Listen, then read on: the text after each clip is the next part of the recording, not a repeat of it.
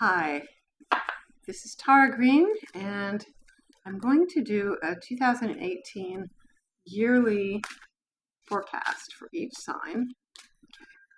So 2018, it's going to be a lot of big changes this year. Already Saturn is in Capricorn, and that's going to continue for all of 2018. And because Saturn rules Capricorn, we're going to find a lot of serious old-fashioned backlash because Saturn rules the patriarchy and it rules the corporations. So a lot of backlash, a lot of hassles, a lot of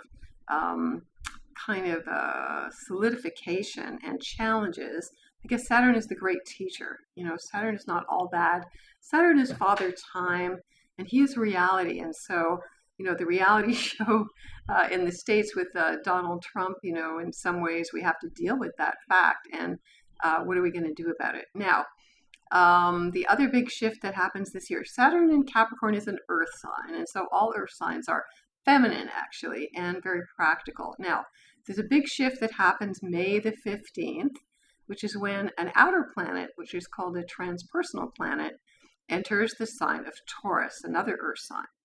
So Taurus, the second sign of the zodiac, the sign that represents resources and real estate and physical, tangible things, gold, silver, anything that comes from the earth, and our bodies especially. Okay, now Taurus is what they call a fixed sign, stubborn, it hates change, and here comes the planet of change, of radical innovation, of new technology, of just rebellion. And so we can expect that May the 15th, the shit is going to hit the fan. Now, I have found out recently that is the day that President Trump is going to move the U.S. Embassy in Israel to Jerusalem. So I don't know if he's unconscious about this or he does have an astrologer, but it's like this is going to be an earth-shattering, literally, experience, and Iran has already claimed that it will just decimate Israel. So, I mean, really, when you think about it, that timing is perfect, although that's not what we want to see at all. We don't want to see World War III starting in the Middle East. And Taurus is a very, very ancient sign. The age of Taurus was when they worshipped the bulls, like they did in Crete. The ancient women were the bull riders, and they worshipped bulls, and they worshipped bulls in Egypt. And so Taurus is an ancient age, going back about 6,000 years ago when the divine feminine was dominant. So in fact, for women, this is also a women's revolution, and also because Taurus rules values, money, the stock market, especially real estate, that all of those markets, I predict there's going to be a big crash. And Uranus, representing intangibles or higher consciousness or group mind, also represents cryptocurrencies, of course. But I think there's going to be a new worldwide cryptocurrency that will be at least initiated at that time. It's inevitable, and it's what's happening now. Uranus in Taurus also represents like AI, which has a very dark side. Actually, I believe I'm with Elon Musk here, that we have to be very careful that Sophia, who's only the AI robot that they show you, doesn't reach singularity, which means all of the computers everywhere in the world are interconnected, and also wanting to microchip humans. That's the integration of the technology into the body. Some people are into this. Personally, I am not. So it can be a big change, okay, starting May 15th. That change, Uranus and Taurus, will last for the next 8 years. So this is a major, mini, long-term change. Uranus takes 84 years to make one complete cycle. So this hasn't happened since the mid-30s when, of course, fascism was on the rise, okay? So the other big shift, Jupiter's in Scorpio this year. It will continue to be there until November when it enters the sign of Sagittarius, its ruling sign. So Jupiter in Scorpio is going to bring an enormous, tumultuous upheaval, emotional upheaval, change. Scorpio is the sign of birth and death and sexuality and transformation, secrets, taboos. So the money markets, finances, again, Jupiter always exacerbates and magnifies, you know, whatever it is, whatever sign it's going through. So Scorpio, a lot of sexual secrets. A lot of people are going to get caught. A lot of Jupiter rules justice and judgment. So like we can see already in the States with Mueller indicting people who have been secretive. And so a lot of secret cabals will come out. Scorpio kind of is very hidden and researching and likes to work behind the scenes, and Jupiter's kind of up front. So Jupiter is not really comfortable in that water sign, but we can use this symbol as a very cathartic thing. Jupiter's always the planet with benefits. You want to take advantage of Jupiter, okay? And then in November, everything is going to shift very positively. Jupiter in Sag is like fantastic. And Jupiter also rules the sign of Pisces, and Neptune is in Pisces, so that further strengthens when planets are in their own signs. Saturn will be in its own sign in Capricorn, Jupiter in its own sign of Sagittarius, and Neptune in its own sign of Pisces is really, really a positive thing. So the energy is going to shift big time. We should all be feeling much better in November. A lot of eclipses this year. I'm not going to talk about those too much right now. A lot of eclipses. Okay, taking a deep breath here. All right, so what I'm going to do here is I'm going to tune in to my higher self. I use my very special crystal here to open all of my chakras, and I do this whenever I do a reading for any of my clients. All right, so let's think about Aries. All right, Aries. And the planet Mars. So Aries, let's see what you've got. Okay, so Aries, for 2018, the overall sign, can you see this? So, okay, well, okay, it is the card of the moon. Okay, so the moon, number 18, the moon. The moon is the dark side of the moon, just like that Pink Floyd song, See You on the Dark Side of the Moon. So Aries, you have to start investigating your shadow. That's what the moon is all about. I know you like to be very much on the surface and out there and initiating, but the moon is lunar. It's feminine, it's mysterious, it's magical.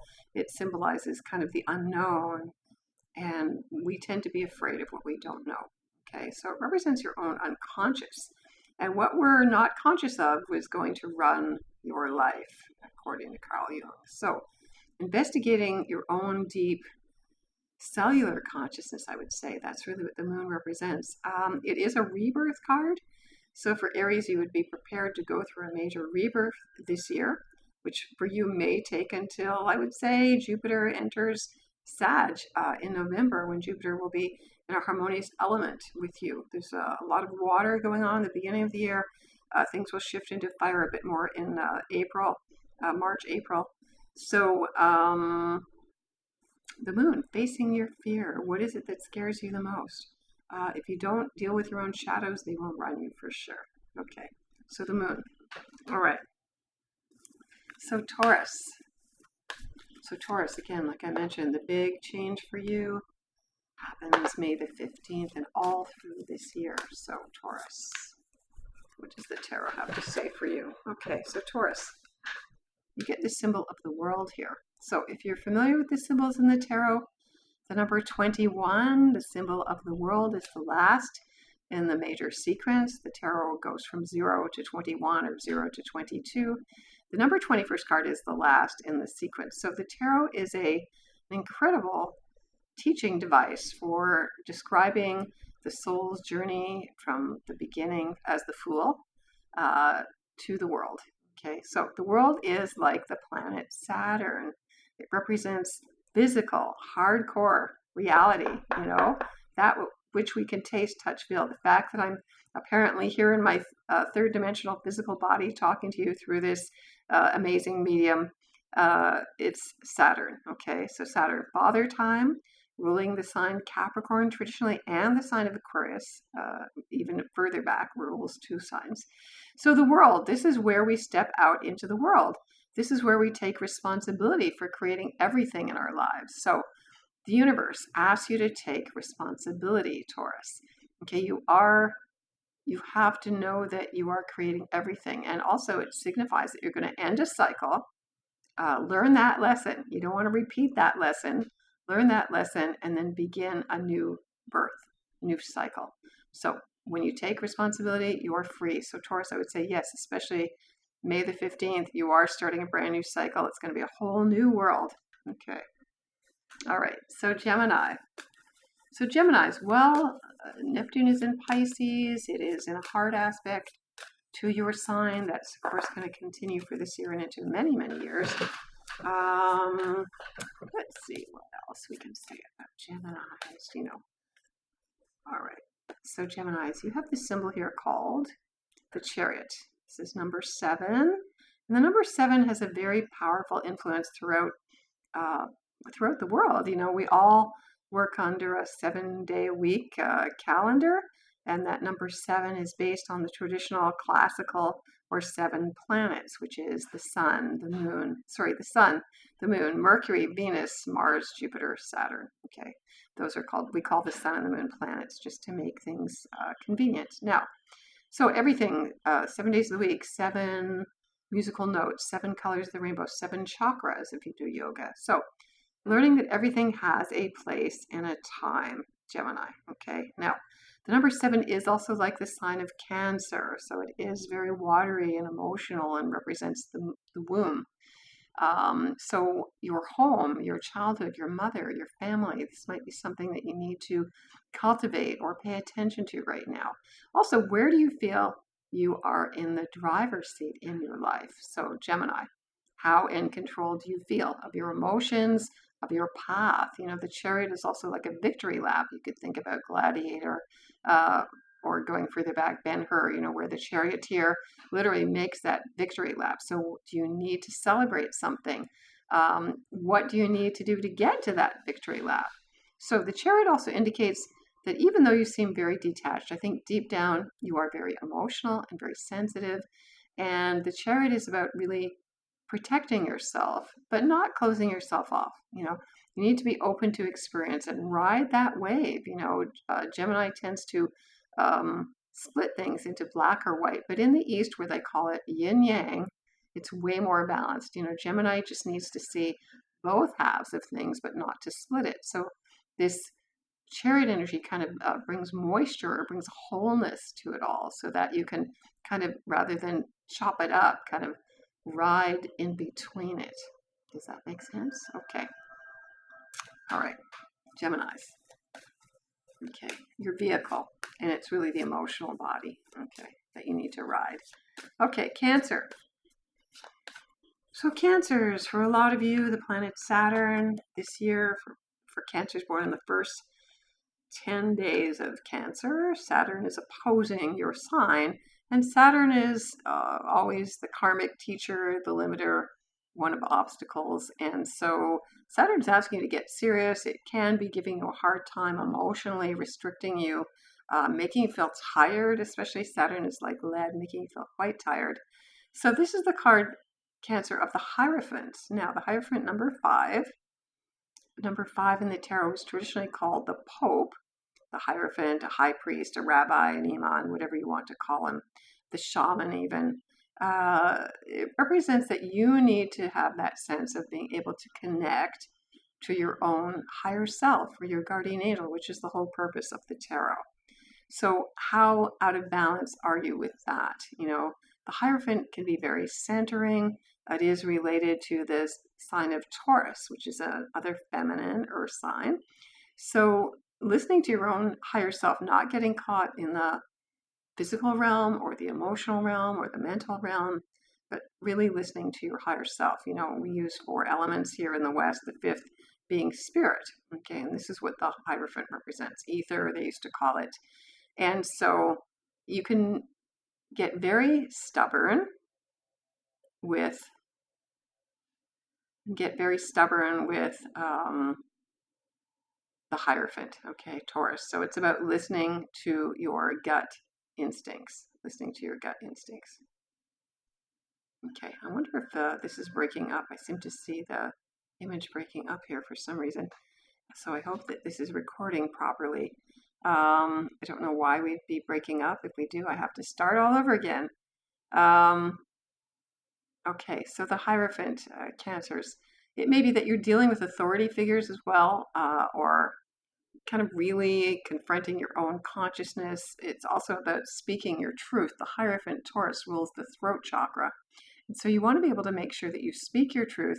You know, Cancer is the mothers. The mother is speaking out for the children right now.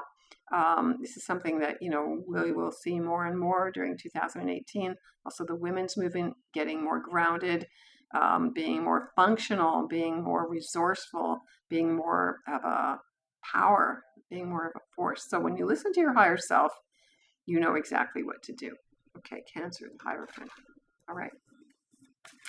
So we're on to Leo. Now, Leos, most of the eclipses that happened, that big one that happened August 21st, was in Leo, and there's another one opposite that in February, and more Leo eclipses throughout the year. Well, the North Node, and which is what creates eclipses, is in Leo. Now, so Leo, you get the Empress here.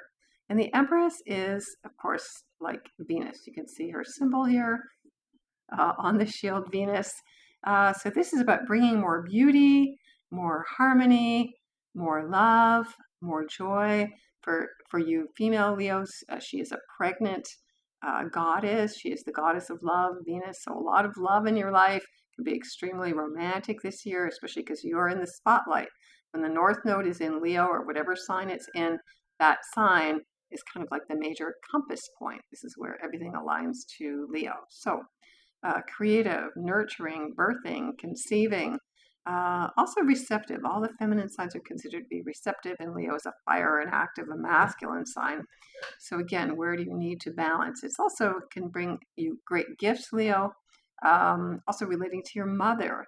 So your mom can be somebody that you need to pay attention to, mothering others, nurturing others. It's very much about feeling. It's about expressing love and gratitude, making beautiful things. Leo is the sign of the creative artist. So are you expressing that creative energy to the fullest? Okay. And it's money. So Venus can be bringing you money as well, and a lot of beautiful good things. Maybe you should be nurturing other people more, being more of a mentor. Okay. So Leo, the Empress. Now, so Virgo. All right, so Virgo, again, well, Neptune is in Pisces. This is challenging you. It's opposites. You may be feeling a little bit swimming in the first part of the year.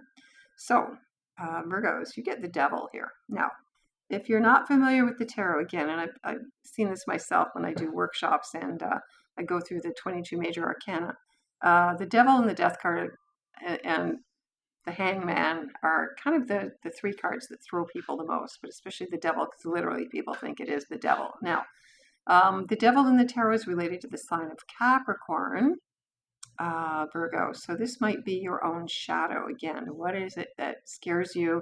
Where do you feel the most seduced? I mean, the Devil is always seduction. It's always about giving in to the earth plane, to the material world, and forgetting that you're really an eternal spirit here, temporarily in the physical body. So, and also the Devil is like your demons, and everybody has demons, and that's the dark side. And so, Virgo, you need to examine your own shadows. Now, with Neptune in Pisces and Chiron in late Pisces, this can be a very good thing for you to help you to work with your shadows, to work with your own unconscious, to work with healing your health, to work with, what is it that's really bugging you? You're a perfectionist, so for you, your shadow can be that perfection, of course, or the workaholism, or, the worrying all the time. So the Devil can be whatever it is that's driving you crazy. So this would be a time when you need to confront the Devil. Ultimately, the Devil is also a projection.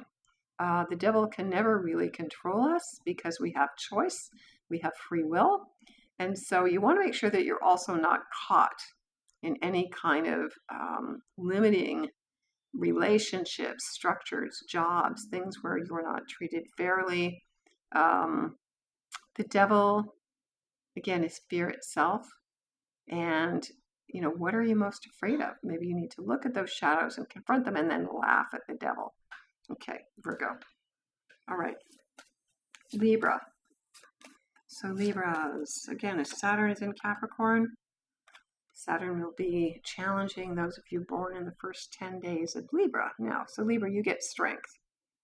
Okay, so this is the card of strength. In some decks, this is 8. Some decks, this is 11. This traditional deck, the Rider-Waite deck, it is the number 8. So strength, just like you can see, the lion. Okay, courage. daring, strength, power, taming the animal instincts. That's really what this card is about. So not letting your wild unconscious part run you. Now, Librans, you need to be in relationships. You need to have the strength to say no. You need to have the strength to resist that which is eating you up or controlling you, or kind of is maybe not in your best interest. Let's put it that way. Now, the beautiful thing about this card, the strength, is that the woman always represents the anima or the soul. She has an infinity sign over her head. And the infinity sign means that you need to remember that all time is now. Now, Librans, especially you're here to be in relationships, you are probably drawn into the strongest relationships are always karmic relationships. Remember that you don't want to repeat the same old karma. Okay, you don't want to repeat the same old lesson. You need to stop and think more carefully about where you're going to put your heart. Leo is also the sign of the heart, and having the courage to be strong enough in your heart to know what it is that's going to strengthen you. Okay, so Leo, strength is strength in all aspects of your life. Courage in terms of your job, in terms of how you go out in the world, and what is beauty. For Libra, it's all about beauty. So there is strength in beauty and beauty in strength. And so the balance for you might be to really listen to that Leo part of yourself a little bit more. Okay. All right, Scorpios. Now, because it's kind of your year, Scorpio, Jupiter's only in your sign once every 12 years. Okay, you get the sign, the number 14, which is called Temperance. So Temperance, the number 14, it is about balance. It's about balancing the opposites. This is the symbol of alchemy, of turning lead into gold, balancing lead into gold. Temperance in astrology is related to the sign of Sagittarius. And so it's about learning. It's about understanding. It's about Scorpios can do things kind of extremely because they are a fixed sign. And this allows you to see other sides of the issue. Now, especially there's a lot of water elements going on in the earlier part of the year. Make sure that you don't get too out of balance, Scorpios. And, you tend to get so obsessive. So whatever Scorpio energy is bringing you in touch with your shadows in terms of your dark side or the taboo or your obsessions, don't get too run over with your obsessions. You have to be in control, or you have to be in power. You can't be in control or in power all the time. So remember, it is a time for you to have some balance. And also, it's a very beautiful angel. And so if you're feeling like you're struggling or overwhelmed, you would call on your guardian angel to come and help you. It's in the other deck that I use. This card is called Art.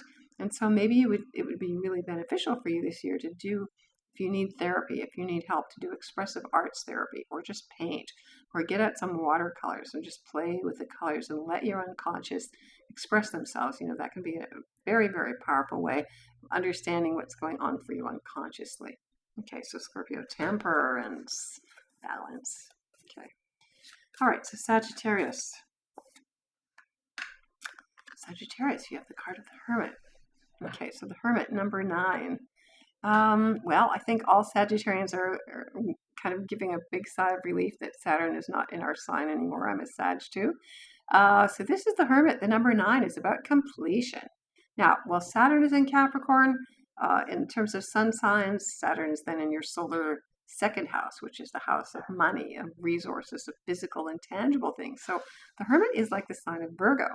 So Sagittarians have a tendency to promise more than they can deliver because they're a spirit, a fire sign, and they're the most mature of the fire signs.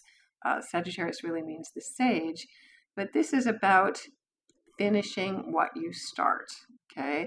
Sagittarians tend to be procrastinators, and it's about completion. It's about being good with your word. It's about having integrity. So the Hermit, the Hermit also has to do with listening to your inner light. So instead of being so busy out in the world, you need to step back this year. You need to be working behind the scenes, I would say, literally until November when Jupiter enters your sign. You got to be ready to really move with everything you've got then. So the Hermit can also represent a sense of being alone or lonely. And it's good to embrace the Hermit. It is a prerequisite for starting a new cycle. So don't be afraid to be alone, or if there's nobody around, learn to like your own company. The Hermit is like the sign of Virgo, so pay attention to the details. Don't worry too much, okay?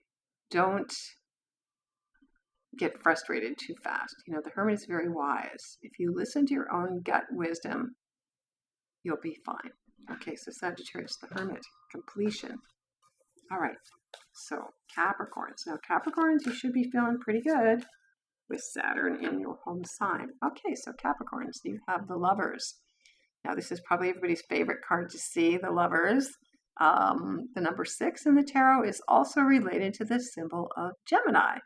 And for those of you who don't know the relationship of the tarot to astrology, I had studied astrology for many years before I studied the tarot. And so when I saw that the Lovers was Gemini, I thought this didn't make any sense to me at all. But the Lovers is really all about the relationship of the opposites. You know, we can't be in balance. We can't have love. We can't have anything in this universe without the opposite. And that's the nature of this universe. It is a dualistic universe. It's like yin yang. Can't have one without the other. So Capricorns, the Lovers. So it could be a very positive year for love. You know, Saturn is karma. And I do believe Saturn, even though it's considered to be a hard planet and a difficult planet, will bring serious, mature, committed relationships into your life. It can be partnerships of all kinds. You could be starting a new partnership with somebody else in business, not just romance, but it's always about loving yourself. So Capricorns, rather than being so serious and hard on yourselves, this is about where you need to love yourself a little bit more. As a Gemini energy, it has to do with speaking, doing a lot of talking, probably about things you love, communicating with more love, with more emotion. Capricorns tend to be a little bit too dry sometimes and a bit too serious and responsible and businesslike, you know. So understanding that the universe operates on love. You know, Saturn might be tricking us to think that it's just about material things, but it's not. And Saturn is associated with the devil in the tarot, actually. So the Lovers, this is very good. Doing what you love to do is really, really important. Following your bliss, Capricorns. Okay, so Aquarius. Now, the south node of the moon, which creates eclipses, is in Aquarius for most of this year. Okay, so Aquarius, you get the Fool. Number 0 and number 22, a master number. So the Fool is always about brand new beginnings. Now, this is very appropriate, of course, with the south node in Aquarius, meaning as the south node moves south or moves further down, it's going to move from Aquarius, and the north node in Leo is going to move into Cancer, and the south node in Capricorn later this year. It is about letting go. It is about starting a brand new cycle. And Aquarians love new things, although they are also a fixed sign. So paradoxically, even though they like new things, they kind of want it on their own terms. But it's very inventive. It's pioneering. It's trust. You know, all great inventions came from, you know, daydreaming, like Einstein said, or in a dream, or, you know, J.K. Rowling invented Harry Potter, you know, through like a vision or a dream. So this is the Fool. It's about living fully in the moment. It's about trust. It's about innocence. It's like being like the divine child. So Aquarians, maybe you need to pay attention to your inner child. The inner child, of course, always wants to play, always wants to have fun, you know, isn't worried about the past, isn't worried about the future, is in the eternal now.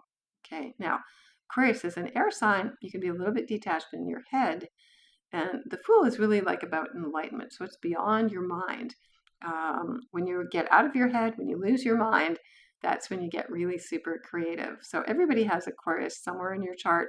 If you want to also look at this review as looking at which, you know, in each sign of your astrology chart, where is the Fool governing your Aquarius house? So the Fool is about stepping out on the cliff, brand new beginning. You know, as long as you don't look down, you're okay.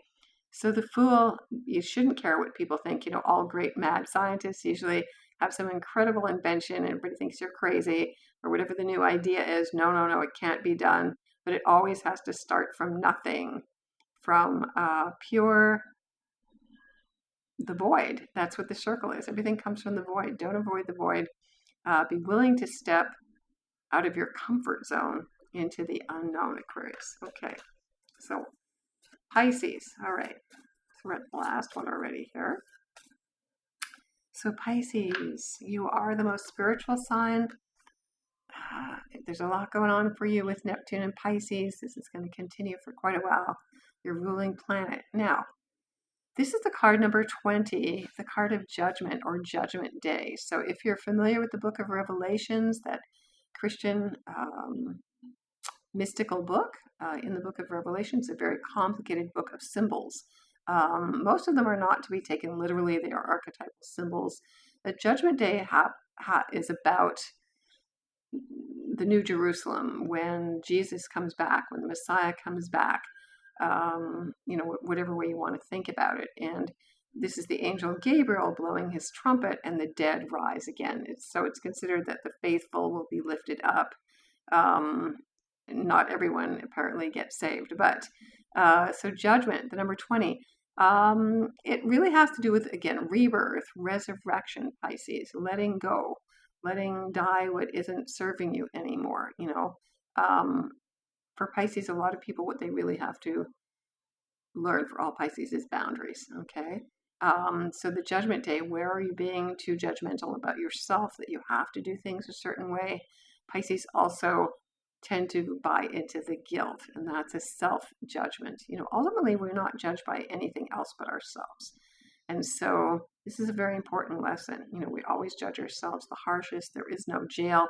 There is no death. Pisces know that more than any sign. They know that they're immortal spirits. They know that they've come from spirit into the earth plane temporarily, and that's where they're going to head right back to.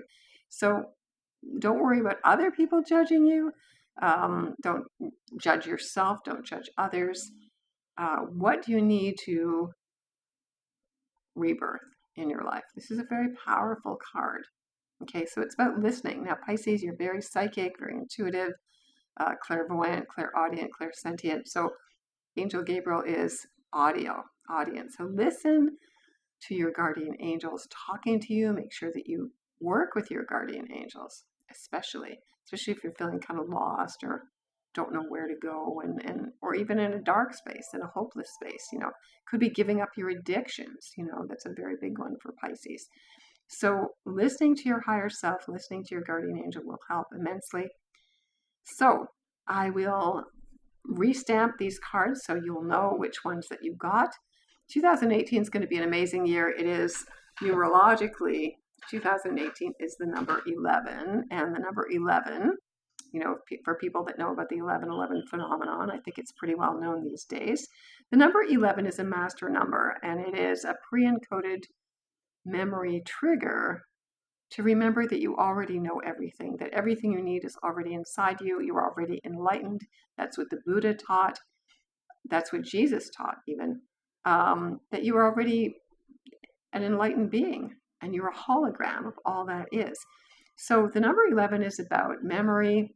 It is about balance. The number 11 also reduces to the number 2. So the number 2 in the tarot is the symbol of the high priestess. Okay, the high priestess. So I know some people say you can't reduce a master number. In the tarot system that I use, you do. And it can be both. So the number 2, 2017 was the number 1 cycle. They go in 9-year cycles and then they repeat. The number 2, the high priestess, is like the moon. And I believe for all women that this is the time when they remember being the high priestesses, being the ones who were the spiritual mediaries, being the ones who were considered to be the goddess, the ones who were the mediaries between the spirit world and the real world. And all women are governed by the moon. We are all governed by the moon, but the women most especially, because their menstrual periods are governed by the moon. And we are 70% water, and the moon, when it is full, it draws all of our emotions, and the ocean's tide's the strongest. So for women, this is an incredibly empowering year for us, for all women, for all children, to remember that we are the goddess, that we are an equal balance to the divine masculine. In the tarot, based on the Kabbalah and the Tree of Life, the high priestess is a very, very powerful symbol. The moon always represents the womb. We all come from women. We're all born of women. So the womb is what we unconsciously remember, our mother's heartbeats. That's why in shamanism, they always beat the drum to the heartbeat, because this takes you right back to an unconscious state where you were in the womb and the pre-womb. So the number 2 has to do with tuning into your dreams, tuning into your intuition, or at least using both in balance. In the West, we tend to be very mental dominated. Everything's about the mind. But the number 2 has to do with that balance. So it can be a year of incredible strong intuition, learning to listen to your intuition, to trust it, to trust your dreams. Again, the dream world is real and is just important as what we call the real world. And again, if you're not listening to your dreams, you're missing a third of your life's ability to receive messages directly through your soul in the dream world. So listen to your dreams. We need to create balance. We can see the women's movement already getting stronger. The divine feminine is returning. This is very much a symbol of this. The whole 1,000 years from the year 2000 is the age of the goddess, the age of the divine feminine coming forward again. So the number 2 year, remember who you really are. Everybody has an inner high priestess or an inner feminine. Men have that. And it's about remembering the womb, the wisdom of the womb. So for all women, the womb is the cosmic source, the cauldron, the void of all creation. Everyone carries this within her. So this is the source of your greatest wisdom. To learn to listen to this, it's a holy chakra separate from all the others. Listen to that. Listen to your dreams. Walk in balance. Walk in beauty. And I'm here to serve you if you need a private reading, one-on-one. I do readings worldwide through Skype, Zoom, FaceTime, in Toronto locally. And I'm available for corporate events and through the magic of this wonderful technology here as well. I teach workshops at the world-renowned Grail Springs Spa, and I give private workshops. I'm doing one the end of April. And I travel. I do women's spirituality workshops in Sedona, Arizona as well. And I write on my blog. So check that out. I'm on Instagram, Facebook. I do a lot of posting. So I want to wish you a blessed, divine 2018. We're all in this journey together. Blessings to you. Bye-bye.